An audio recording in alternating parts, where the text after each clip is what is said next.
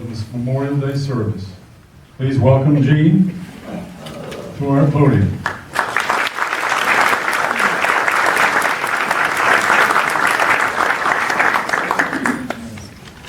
If you can't hear me, please let me know, but having been a drill instructor, I don't think you'll have any trouble.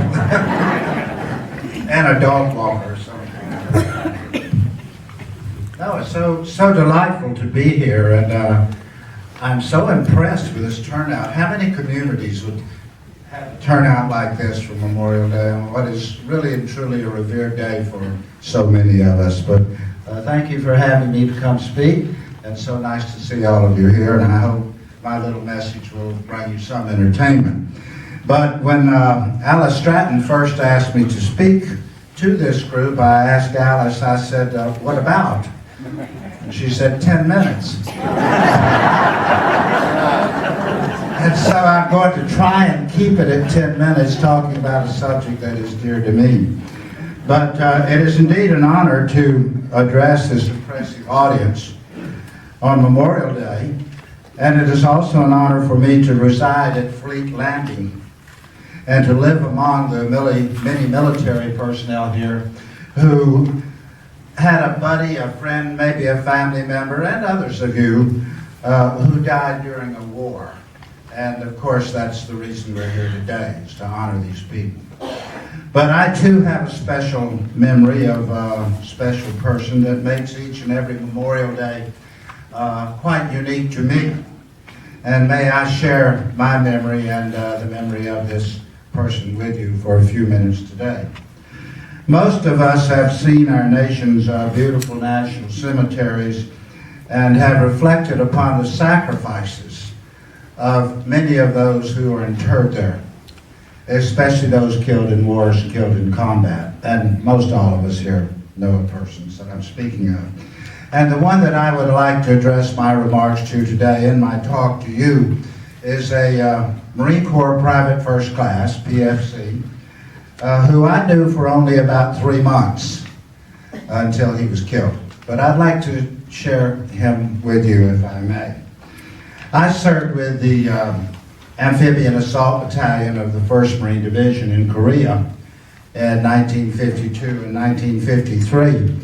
And being amphibian tractor people at that time, we would land troops on the beaches and go off the LSTs and Ds. A lot of you are familiar with this.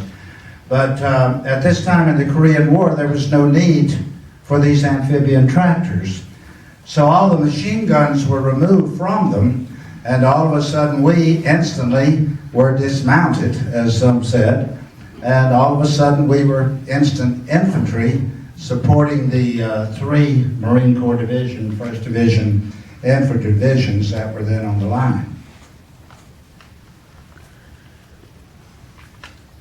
The situation that I had there was I was 20 years old at the time and a sergeant and commanding a hill with 12 Marines and 3 machine guns at 20 years of age. I'm sure in the other services, but if you want to grow up fast, join the Marine Corps. You will, yeah. But it was quite something for me to have so much authority. But life there on these hills where we were in Korea could be quite laborious, in that we were not only cleaning weapons and sending out patrols at night and so forth, but much of our time was spent building bunkers and digging trenches and stringing what seemed like miles upon miles of barbed wire. But I somehow found out about the 1st Marine Division Special Services was putting together a show to tour the 1st Marine Division. And so I went over to the headquarters of the division and auditioned, and fortunately got put on that show, which was called the Hillbilly Hayride. Now back in 1952, a lot of us kind of frowned on hillbilly music, you know. But I wish I'd bought stock in that stuff in Nashville. Well, we toured all over Korea. There were about 10 members in our band. And we toured as far as Busan to the south and all the way to the north up to near the front lines. And on one occasion we also played aboard the USS Repose which was a hospital ship that was docked in Incheon Harbor, safely docked, I might say, and also where it could float out because the tide there is tremendous, as some of you know, yeah. But our Marine show had about 10 people, all Marines again, and they came from different units throughout the 1st Marine Division. And that included the infantry regiments, the 3 of them that were online. And so for all of us, this was quite a break, sort of R&R for us, rest and recuperation, to get off the lines and go back and play music and travel around. And wherever we played, we usually were given ice cream or maybe steak or some great meal that we had, you know. And sometimes there was a few spirits that was included in the menu too. But the show was a wonderful show. Traveled all around, met many wonderful people, a lot of them injured, of course, a lot of them on stretchers and so forth. But the show had to end after 3 weeks. And at the time that it ended, all of us, the 10 musicians, returned to our parent organizations within the 1st Marine Division. And 3 of our members were in the infantry regiments. But as I returned to my life along the Imjin River, which is where our bunkers and all were, in an area that's quite in the news now, with the North Koreans rattling sabers like they are. But as I returned to my unit, I thought someday that I would surely hear about PFC Myers. PFC Myers was sort of the core of the band. He could play the banjo, the mandolin, the guitar, anything. I don't think he could sing, but he did very well playing stringed instruments. But we all disbanded, and as we did, I remember the band said that they planned to get together when they got back to the States. And all of these musicians were very sincere on meeting and forming a country band. You know, and they were good. They were good. I played harmonica, along with a fellow from Chicago. But I was rotated to the United States after a year in Korea. And on the ship returning to the United States, which was the USS Walker, conditions were much better than they had been aboard the USS Weigel, or Weigel, however it's pronounced, that took about 5,000 Marines over to Korea in 1952.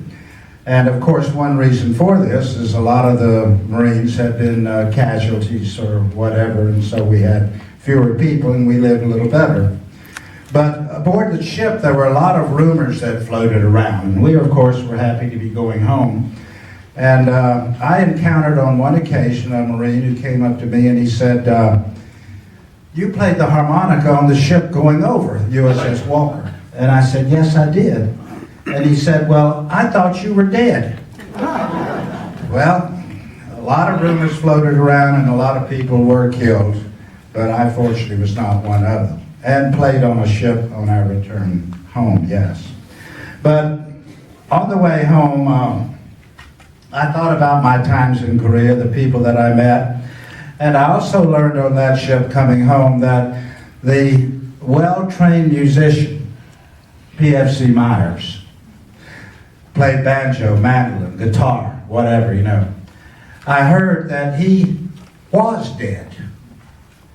And it was sort of me like losing a family member, even though I only knew this young man for 3 weeks.